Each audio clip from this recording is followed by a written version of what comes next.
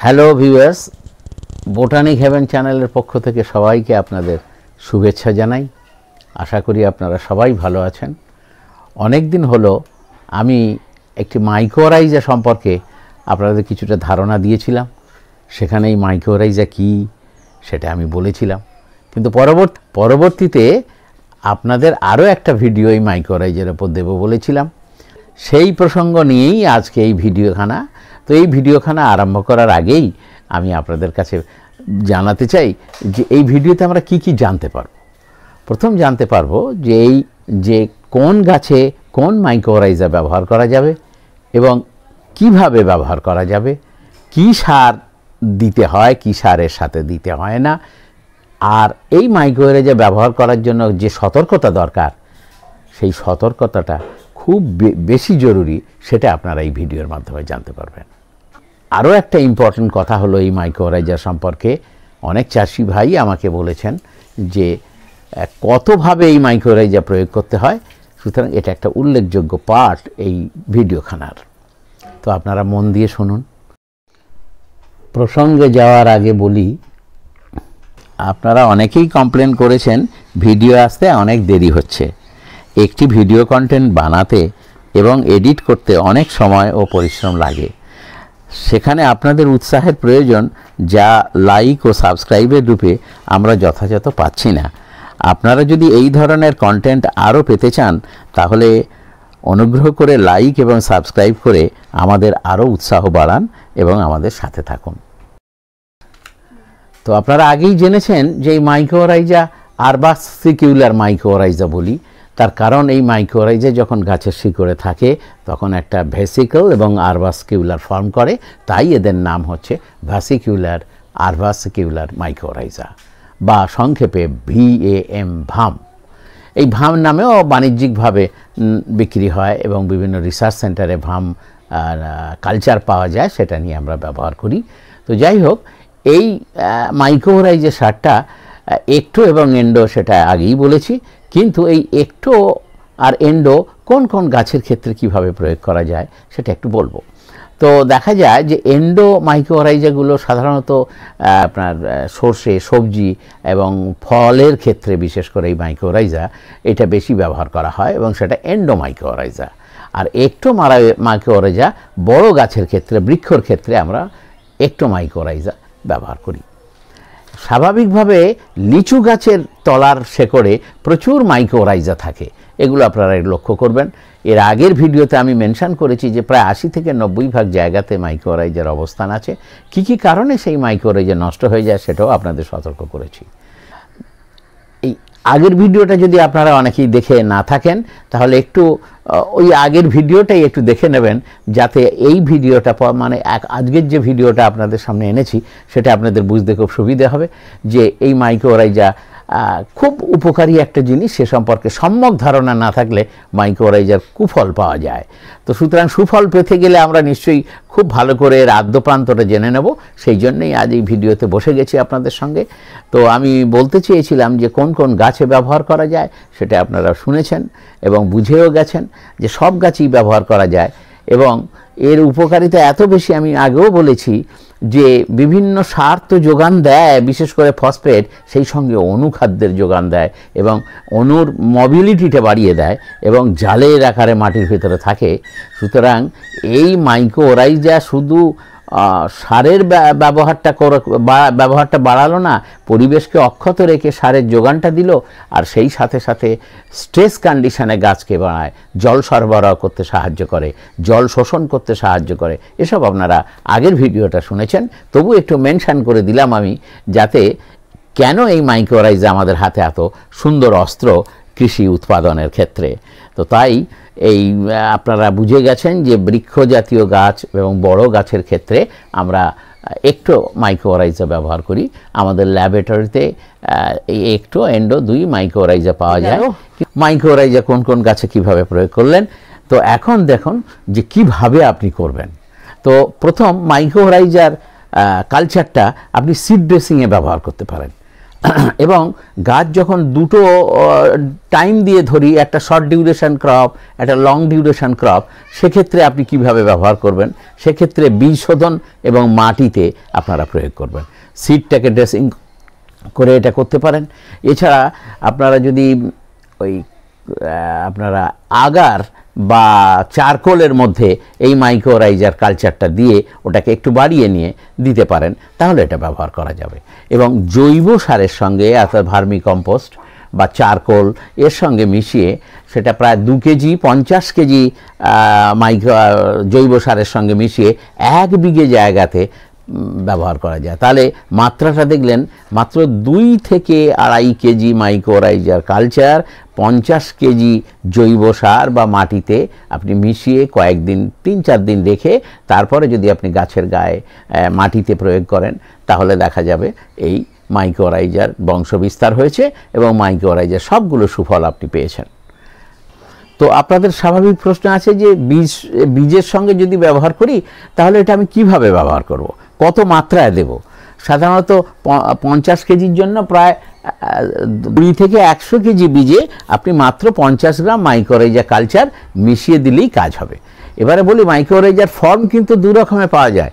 একটা এই বীজগুলো মাখাবার জন্য যেটা লাগবে সেটা হচ্ছে পাউডার ফর্ম, আর একটা লিকুইড ফর্ম।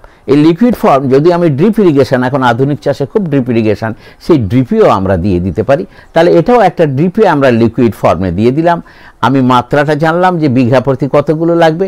আর একটা প্রি ক্রপিং সিস্টেম আছে, মানে আপনি গাছ একটা লাগাবার আগেই নালা করে দেব জমিতে, নালা করে দিয়ে সেখানে আমি মাইক্রোরাইজার দিয়ে তারপরে আমি ফসল বপন করব।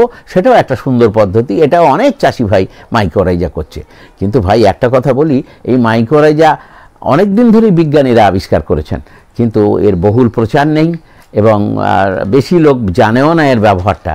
সুতরাং এটা ব্যবহার আমাদের করতে হবে। মাইক্রোরাইজার ব্যবহারের জন্য একটা গুরুত্বপূর্ণ বিষয় আছে, যেটা আমরা জেনে নিয়ে আসুন। যে একটা গাছের দেখবেন বিভিন্ন গাছ আছে, তারা 3-4 রকমের, মানে কেউ শর্ট ডিউরেশান, কেউ মিড ডিউরেশান, কেউ লং ডিউরেশান। তো যখন শর্ট ডিউরেশানের গাছগুলো আমি লাগাবো, তখন তার ক্ষেত্রে মাইক্রোরাইজারটা একবার বীজের সঙ্গে ব্যবহার করব, তারপরে আর একবার সয়েল প্রিপারেশনের সময় ব্যবহার করব। বীজ বপনের আগে একবার ব্যবহার করব, সয়েল প্রিপারেশনের সময় ব্যবহার করব। এই ফসলগুলো সাধারণত স্বল্পমেয়াদী শর্ট ডিউরেশান, মিড ডিউরেশান মধ্যমেয়াদী এবং লং ডিউরেশান হচ্ছে দীর্ঘমেয়াদী ফসল। এই ফসলের 3টে সময়কাল হিসাবে বা আয়ুষ্কাল হিসাবে আমরা যদি এই গোত্রতে ফেলে দিই, তাহলে শর্ট ডিউরেশানের ক্ষেত্রে মাইক্রোরাইজার সঠিক প্রয়োগ হলো তাদের সাথে, অথবা যদি কোনো ক্রমে বীজের সাথে আমরা মেশাতে ভুলে যাই, তাহলে আমরা মাটি যখন তৈরি করব সেখানে আমরা দিয়ে দিতে পারি। এবারে মধ্যকাল যে গাছগুলো, যাকে মিড ডিউরেশানের ফসল বলি, সেখানে আমরাও ওই সিড ড্রেসিং অথবা সয়েল প্রিপারেশনের সময় দেব। আর যখন লং পিরিয়ডের গাছ, দীর্ঘমেয়াদী ডিউরেশনের ফসল, সেক্ষেত্রে আমরা কি করব, সেটাকেও আমরা সিড ড্রেসিং করতে পারি, সয়েল প্রিপারেশনের সময় করতে পারি, আর টপ ড্রেসিং করতে পারি, অথবা ড্রিপ ইরিগেশন দিতে পারি। এবারে ড্রিপ ইরিগেশন যখন দেব তখন বর্ষার আগে অথবা বর্ষার পরে। এইভাবে আপনার অ্যাপ্লিকেশন টাইমটা আপনাদের আমি শেয়ার করেছি। এটা আপনারা নিশ্চয়ই বুঝতে পেরেছেন। সবার বিভিন্ন ফসল আছে, আপনারা সবাই চাষবাস করেন, অতএব এইগুলো বুঝতে আপনাদের অসুবিধা হবে না।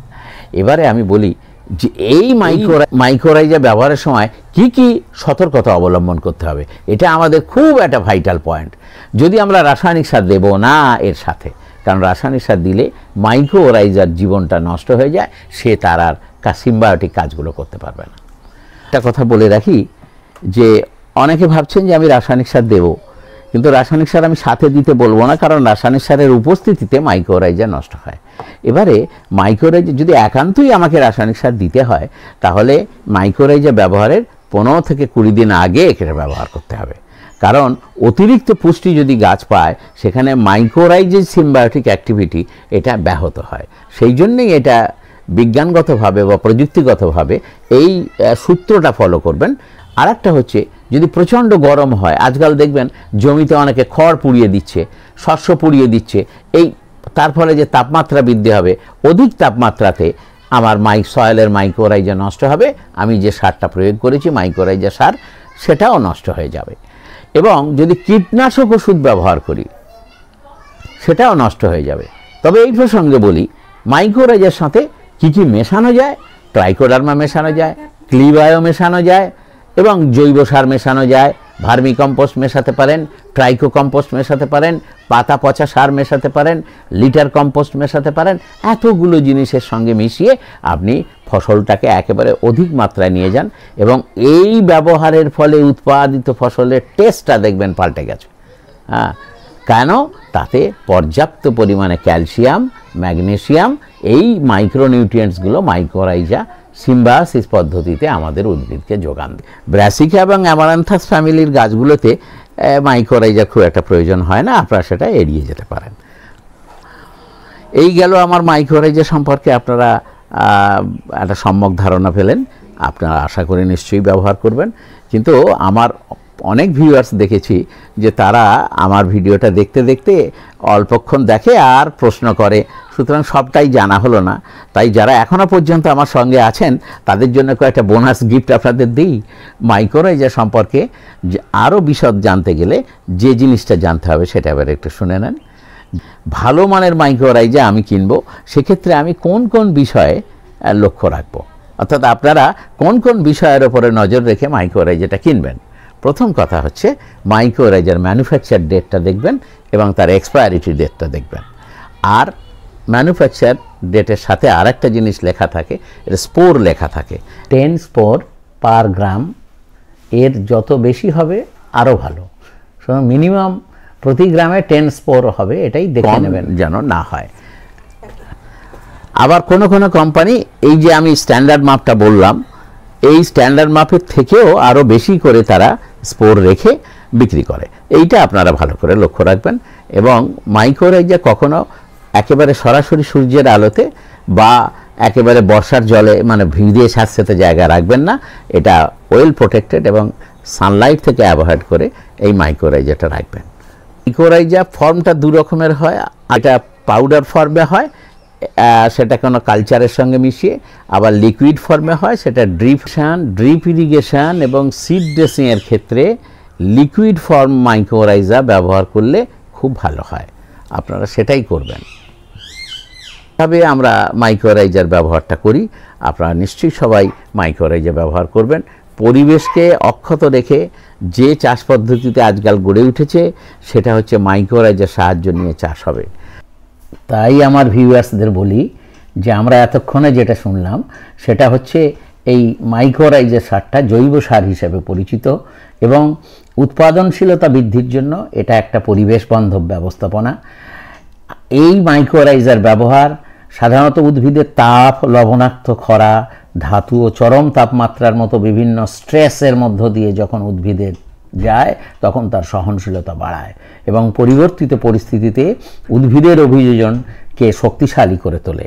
তাই আসুন আমরা সবাই মাইক্রোরাইজার ব্যবহার বাড়িয়ে পরিবেশ বান্ধব একটি কৃষি ব্যবস্থা গড়ে তুলি। এই শেষ করলাম।